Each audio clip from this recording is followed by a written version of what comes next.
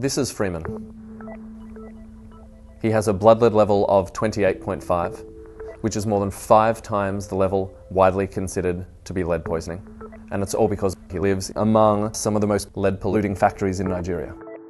I'm a reporter at The Examination, and for the past year or so I've been working with the New York Times on understanding how lead recycling for car batteries in the United States is leaving an entire community exposed to one of the most dangerous illnesses on the planet. I went to Ogijo, the lead recycling capital of Africa. We commissioned blood tests on 70 people living and working near these factories. Overall, 7 out of 10 of them had levels of lead poisoning that the World Health Organization considers to be dangerous. More than half of the children tested had levels of lead in their blood associated with lifelong brain damage.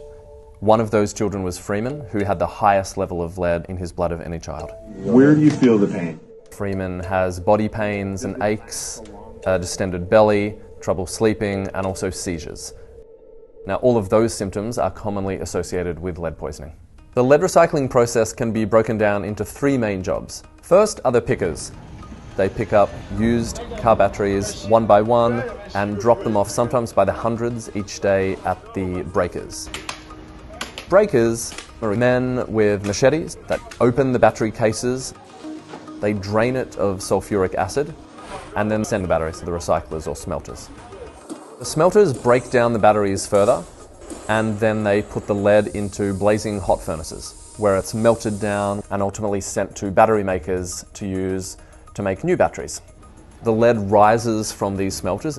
It's clear that the community of Ogijo is being poisoned by lead, largely inhaled from emissions from lead recycling factories. Everyone we spoke to in Ogijo who works inside these factories had health complaints of some kind.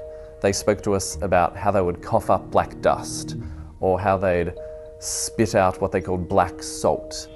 We spoke to people who knew that what they were doing was risky, but who needed the money. I make my living there. Shortly after the government of Nigeria received information about the blood testing that had taken place in Ogijo, the government suspended the operations of several of these smelters. But about 1 week later, the factories were operating again.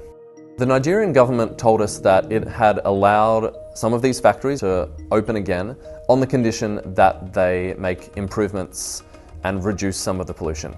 But according to a document seen by the Times, those commitments were much vaguer. We saw a commitment by these factories to improve certain technologies within 2 to 3 years. The recycling plants that responded to our questions denied wrongdoing, but said they're making improvements. For the people of Ogijo, this is a public health crisis that has been going on for many, many years, and as our reporting shows, is not likely to stop anytime soon.